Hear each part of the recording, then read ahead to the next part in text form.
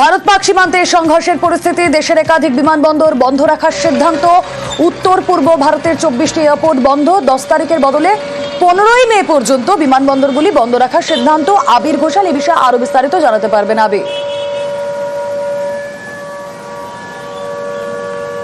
দেখো, নোটামের যে সময়সীমা সেটাকে বৃদ্ধি করে দেওয়া হয়েছে, 15 তারিখ পর্যন্ত করে দেওয়া হয়েছে। এবং অসামরিক বিমান পরিবহন মন্ত্রক সূত্রে খবর, আজকে বায়ুসেনার সঙ্গে তাদের যে বৈঠক হয়েছে এবং এছাড়া বিভিন্ন যে ইন্টেল এজেন্সি তাদের সঙ্গে বৈঠক হয়েছে এবং তার প্রেক্ষিতেই এই সিদ্ধান্ত গ্রহণ করা হয়েছে যে কোনো কমার্শিয়াল ফ্লাইটকে সেখানে উঠতে এবং নামতে দেওয়া হবে না, সেখানে বিমান পরিষেবা এই বিমানবন্দরগুলিতে বন্ধ রাখা হবে।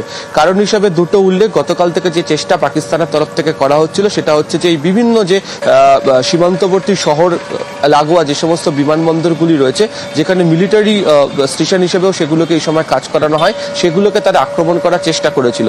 ভারতের হাতে এই মুহূর্তে যে প্রযুক্তি রয়েছে সেই প্রযুক্তিকে কাজে লাগিয়ে পাকিস্তানের সমস্ত চেষ্টা ভারত ব্যর্থ করেছে।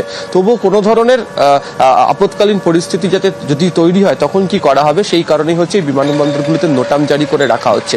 এবং আজকে পরিষ্কার করে ভারতের তরফ থেকে অভিযোগও করা হচ্ছিল যে পাকিস্তান তাদের এয়ার স্পেস বন্ধ রাখার কথা বলা হলো, সেই পাকিস্তান এয়ার স্পেসে তাদের কমার্শিয়াল ফ্লাইট ওঠানামা করিয়েছে। এবং যে সময় তারা কমার্শিয়াল ফ্লাইট ওঠানামা করিয়েছে সেই সময় হচ্ছে যখন ভারত পাল্টা প্রত্যুত্তর দিচ্ছিল এবং তারা চাইছিল সেই সময় যদি কোনো সাধারণ বিমান যদি ক্ষতিগ্রস্ত হয় তাহলে আন্তর্জাতিক মঞ্চে ভারত সাধারণ নাগরিকদেরকে মেরেছে এই অভিযোগ তুলে তারা সরব হবে। ভারত সেনাবাহিনী অত্যন্ত সংযমের ভূমিকা দেখিয়েছে এবং পাকিস্তানের সেই চক্রান্ত ব্যর্থ করেছে।